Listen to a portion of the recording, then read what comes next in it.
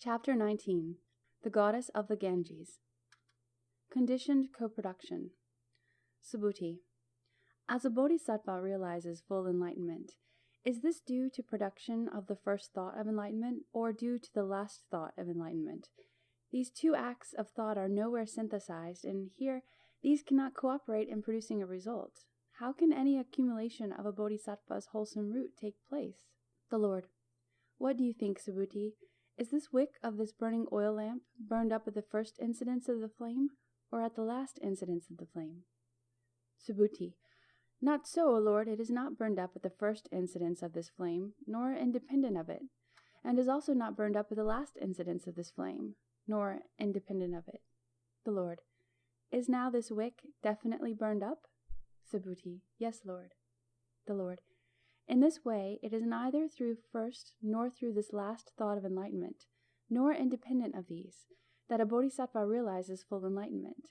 One does not come to realize this through any of these productions of thought, nor other than through them, and yet one does realize full enlightenment. No development. Subhuti. Unfathomable is this conditioned co-production. The Lord. Subhuti.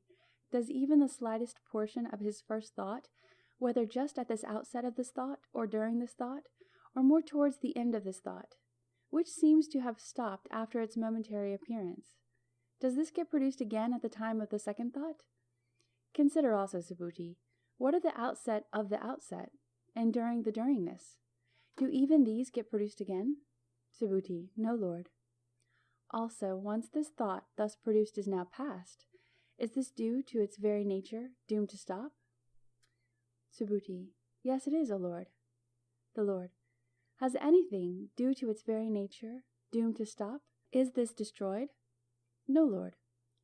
This future thought, which is not yet being produced, is this due to its very nature, doomed to stop? No, Lord, as anything which is not produced cannot be stopped. So, as it comes to such a point as by its own nature it is doomed to stop, will it now be destroyed? No, Lord. As this essential nature of this thought involves neither production nor stopping, is this now being stopped? No, Lord. As any dharma is, due to this essential original nature, stopped already in its own being, is this true nature of dharmas being stopped? No, Lord. Does any bodhisattva stand firm in this same way in which suchness stands firm? Yes, one does. Is now suchness not in danger of being changed away from overtowering immobility? No, Lord. Unfathomable is suchness. It is beyond fathoming, O Lord. Is here and now any thought in suchness?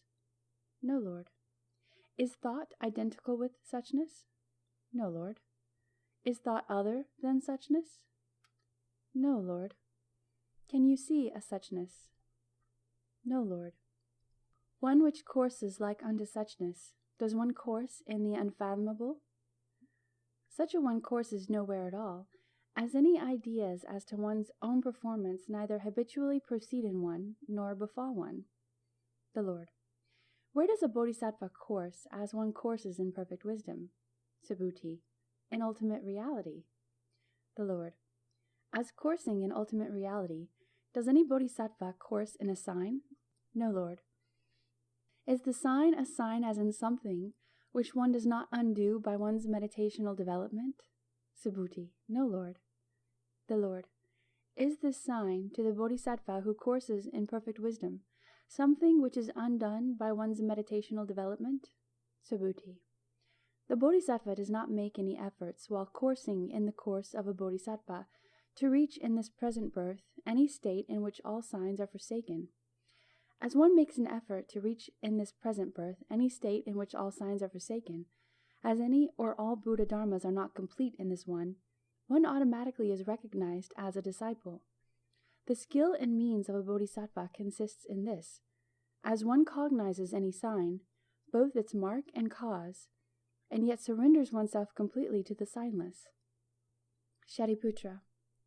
Does a bodhisattva's aspiration to perfect wisdom increase as in one's dreams one develops the three doors to deliverance, the empty, the signless, and the wishless? Subhuti. As this increases through development by day, This also increases in one who dreams about this. As the Lord says, dreams and waking are indiscriminate, essentially the same, as a bodhisattva which aspires to perfect wisdom, day by day courses in perfect wisdom. One also in one's dreams remains close to perfect wisdom, and develops even now in abundance. Shariputra. In one's dreams, as one does a deed, wholesome or unwholesome, is this added onto the heap or collection of one's karma? Subhuti. The Lord teaches all dharmas are like a dream, and infinitely so, as in such, from the standpoint of infinite reality. This deed is not added to one's heap or collection of karma. On the other hand, from the standpoint of empirical reality, this deed is added to the heap and collection of one's karma when, upon waking up, one thinks the dream over and consciously forms the notion as wanting to kill someone. How does one do this? During this dream, one may dream of taking a life, and as one wakes up, thinks this dreamed of deed over like this. It is good this being is killed. It is right this being is killed. It is just this being is killed. It is I who killed this being. Such thoughts are equivalent to the conscious notion this one wants to kill someone. No objective supports, and no own being. Shariputra. As a result of conscious reflections, the deed of any particular person is added on to this person's collection of karma. So to this deed of Buddha, the Lord, as he thinks to himself and consciously forms this notion, he wants to enter extinction. Will this not also be added to the Buddha's heap and collection of karma? Subhuti. No, indeed not, Shariputra, as the Tathagata is beyond reflections and discriminations. Empty awareness beyond any objective support raises to, or rather reveals result as neither deed nor thought. As such simply cannot. A deed arises only with an objective support as basis, and not without one, even if such is merely assumed, as in the dream where, say, one kills another, and upon waking carries on as if having actually killed. This result of false view raises or reveals the assumption to reality, even though a mirage, a phantom specter, now in both this objective reality as well as the dream world. This type of thinking arises with only a personally untested presumption for its objective support, not without one, and sadly in most cases, habitually left beneath any discursive perusal. As intellectual acts can only refer to dharmas such as are seen, heard, felt, or known, in this unchecked thinking all results necessarily do miss the mark, and are inaccurately assumed as fact and truth, and thusly projected out onto the myriad worlds as such. Without giving an objective support as such to such, as is here being done in this instant, in regards to some objects, intellectual acts take on defilement or obscuration quite naturally as just seen, while with regards to others, these don purification through revelations of non-objective, non-productive contemplation as pure awareness beyond any basis. Acts of will and deeds only arise with objective support, not without. Suchness thus comes to reveal itself of itself, and so neither adds nor takes away from any dharmas whatsoever. Your heap and collection of karma, Shariputra, only reveals its true nature of itself as well. Shariputra. As the Lord describes objective supports as isolated, without an inherent relation to a subject, how can an act of will arise only with objective support, and not without? Subhuti. An act of will is raised only with an objective support and not without, in the sense one treats an actually non-existent objective support as a sign, as an objective support. In fact, also the act of will is isolated, and also the sign. And so are karma formations, which are conditioned by ignorance, and so all the links of conditioned co-production up to decay and death, conditioned by birth, and vice versa. Even so, objective supports are isolated. The act of will is isolated from the sign which seems to cause it, and it arises only in reference to the conventional expressions current in the world. Shariputra. As in one's dream, a bodhisattva gives a gift and dedicates it to full enlightenment. Can this gift effectively be called dedicated? Subhuti. We are face to face with Maitreya, the bodhisattva, the great being. The Tathagata has predicted his supreme enlightenment. He is a direct eyewitness of this matter. He can dispose of this matter. Shariputra. Maitreya, Subhuti the elder has said, "Here is Maitreya, the bodhisattva, the great being. he can dispose of this matter. Dispose of this matter, Venerable Ajita. Maitreya. With reference to what the Venerable Subhuti says, what corresponds to these words, Maitreya, and he can dispose of this matter? Does my form reply, or my feeling, perception, impulses, or consciousness? Does my outward appearance reply, or my shape? Or does emptiness of form reply, or emptiness of feeling, perception, impulses, or consciousness? Obviously, emptiness of form does not have any capacity to reply, nor do I see any dharma which can reply, or which may reply, or by which one does reply, nor any dharma which is predicted to supreme enlightenment. Shariputra. Maitreya, do you really witness these dharmas in this way, in which you teach? Maitreya. I do not, even I do not, nor can I know these dharmas, do not apprehend, do not see these, in this way in which these words express, and these thoughts reflect. But certainly this body cannot touch these, speech cannot express these, mind cannot even consider these. These things indicate own being of all dharmas, yet even these things are without any own being.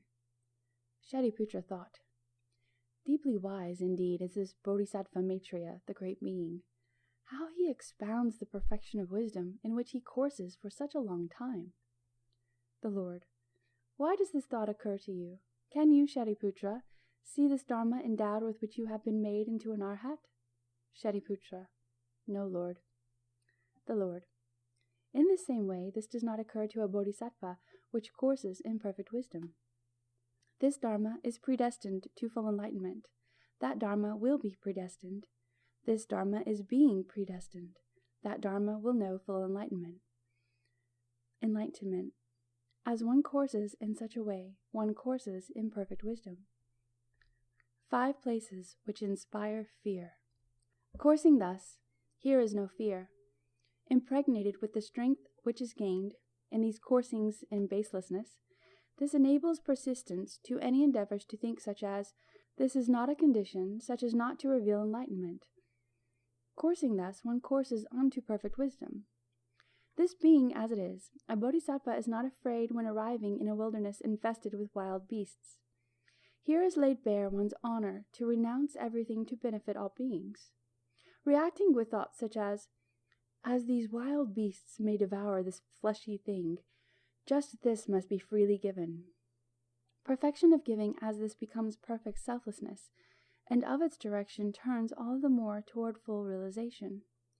Coming to have revealed perfect luminosity, steps are taken in one's Buddha field, such as are seen no animals, and these are not regarded as animals at all, and none have any concept of these as such, but rather simply as beings living on divine food. As well, a bodhisattva is not afraid when finding oneself in a wilderness infested by robbers. As bodhisattvas find pleasure in this wholesome practice of renouncing anything such as belongings and whatever, a bodhisattva exudes non-attachment to even this body, having freely renounced all of which is necessary to life.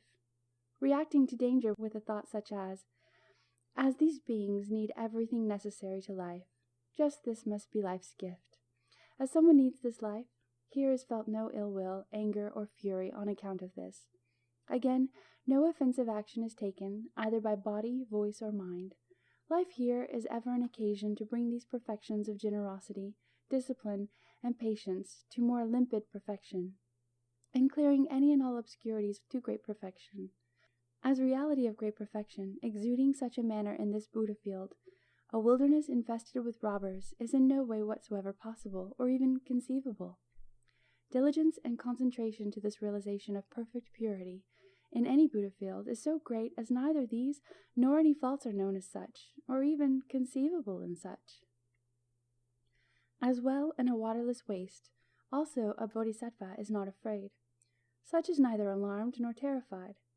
This training resolves such as may result in quenching any thirst of any and all beings. Here one will not tremble as thinking that, as one dies of thirst, one is reborn as a preta.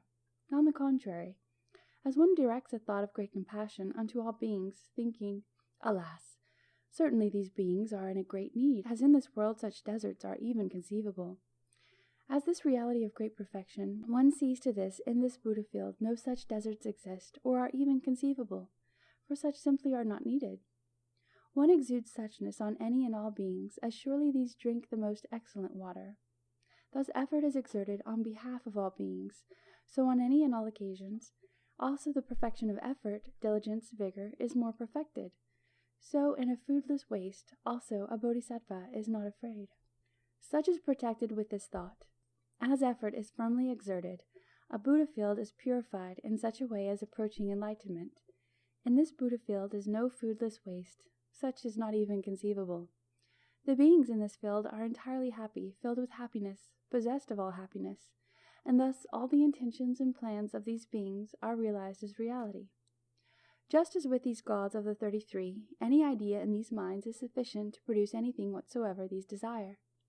So effort is being exerted so these beings can realize and produce everything by merely thinking of it in their minds. In order that their legitimate intentions are fulfilled, in order that all beings everywhere and anywhere do not go short of any requirements of life, so is this exerted effort for purity in thought, for the benefit of any and all beings, as at this occasion also the perfection of concentration is more perfect. As such a bodhisattva is not afraid in a district infested by epidemics, but considers, reflects, and deliberates as, here is no dharma which sickness can oppress, nor is this which is called sickness a dharma. In this manner, contemplate emptiness, and do not be afraid. Do not think this is an excessively long time to realizing full enlightenment. Do not tremble at such a thought. This thought moment, which in reality is not produced, is an extreme limit with no beginning. In other words, this is absence of any limit. A bodhisattva here avoids dwelling on difficulties as such, thinks, great and long is this limit with no beginning, as one single thought moment. In other words, no absence, as no limit. Such prevents a bodhisattva from trembling at any thought, such as, it will be a long time until full enlightenment. And this as well, Subhuti, and these and other fears and terrors, be they seen, heard, felt, or known, do not cause a bodhisattva to tremble. One knows this, any good son or daughter of good family is capable of knowing full enlightenment.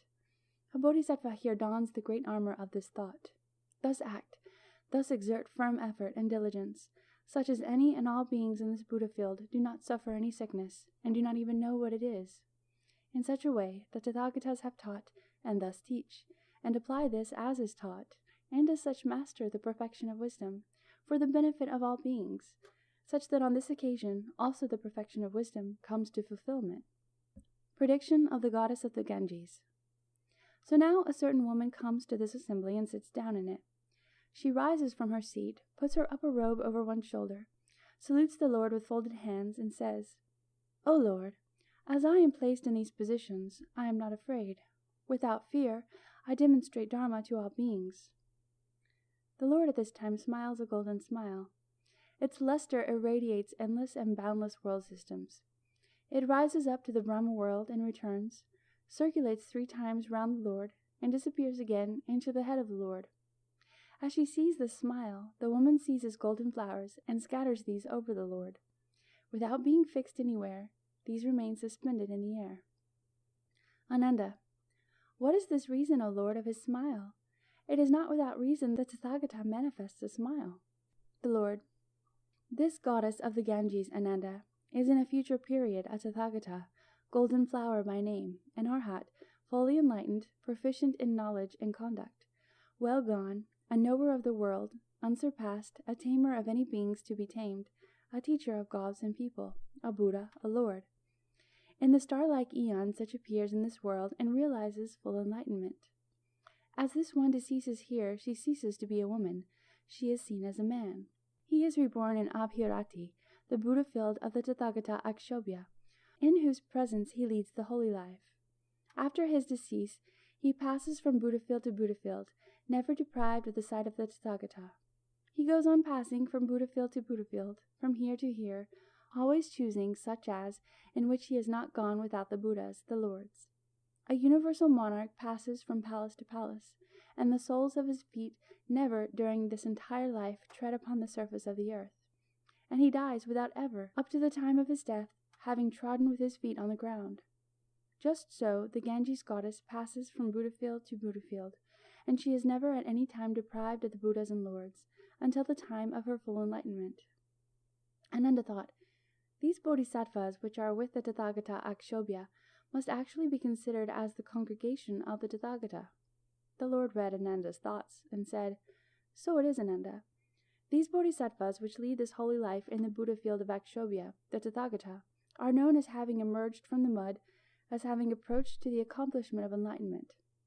In addition, Ananda, the community of disciples of the Tathagata Golden Flower are not bound by any measure. For his disciples are so many as here will be no measure of these. On the contrary, these are styled immeasurable, incalculable.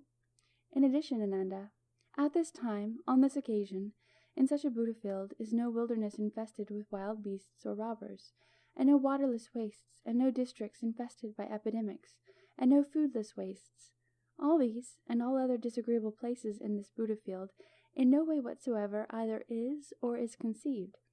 It is quite certain, as the Tathagata Golden Flower realizes full enlightenment, all these kinds of places which inspire fear and terror no longer exists, or is even conceivable. Ananda, who is this Tathagata in whose presence this goddess of the Ganges planted this wholesome root of the first thought of enlightenment, and turned it over to supreme enlightenment? The Lord, this is under the Tathagata Dipankara, and she actually scattered golden flowers over the Tathagata as she requested of him, this prediction too, supreme enlightenment. It is as I strewed the 5 lotus flowers over Dipankara, the Tathagata, and acquired the patient acceptance of dharmas which fail to be produced. Dipankara predicted this future enlightenment with the words, You, young man, in a future period, are a Tathagata, Shakyamuni by name. Here now, as she heard this prediction, this goddess produced a thought to the effect, Oh, certainly, as this young man, I also like to be predicted to full enlightenment. And in this way, Ananda, in the presence of the Tathagata Dipankara, this goddess planted the wholesome root of the first thought of enlightenment, and turns it over to full enlightenment. Ananda, certainly, as one who makes the necessary preparations, as one who makes the grade, this goddess of the Ganges is predicted to full enlightenment. The Lord, so it is, Ananda, as you say.